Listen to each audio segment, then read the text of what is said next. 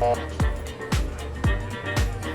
BGBers, and welcome to another taste test, our format where we review games and tell you if they are delicious enough to be in the house specialty section of the menu. I'm Rachel, your food critic, and today we are taking a look at Bandits from Ludo's Magnus Light. In this game, we are playing as bandits wishing to join the ranks of Robin's merry men. But first, we have to prove our group has what it takes. First things first, place the wagons face down. They have different difficulties and values. Players then take their turns hiding their bandits in bushes or behind the walls in any available position. When all players' bandits have been placed, fill any holes by moving the bandits to the left.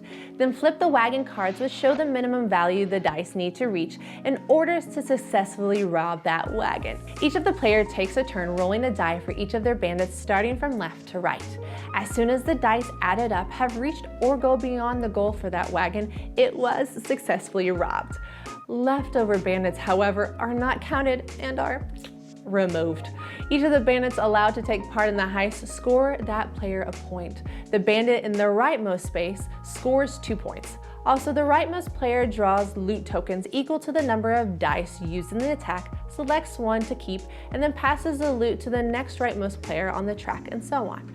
Throughout each phase, players have an opportunity to use their bandit leader to activate one of the well-known heroes, like Lady Marian, Little John, Robin Hood, and Friar Tuck. They help change the outcome of the dice, replace wagons, and so on. Once the dice have been rolled and the wagons have been attacked, watch out.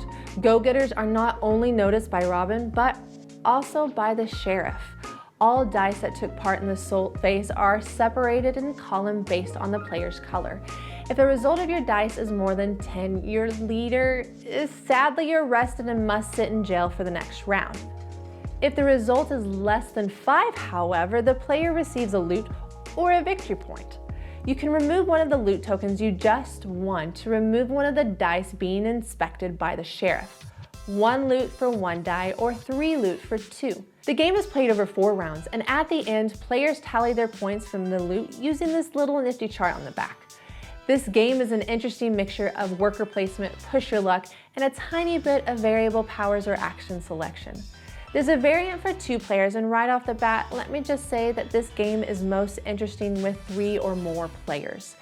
It makes all the decisions a little tighter and more interesting. I really like thinking strategically where to place my bandit to either getting more points or blocking someone else from getting points. Plus, the back side of the wagon cards have a range showing the possible number required for a successful attack. I had a lot of fun trying to take risks to have the rightmost bandit on each wagon, sometimes winning big or sometimes walking away with nothing.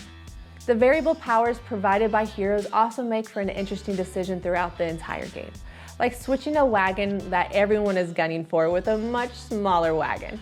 This game is lighthearted, however, and it does not overstay its welcome. In fact, I feel that it ends a little too quickly. Most of the components are great, but what I absolutely dislike are the treasure chests. They are huge in comparison to the game. Once put together, they don't fit back in the box.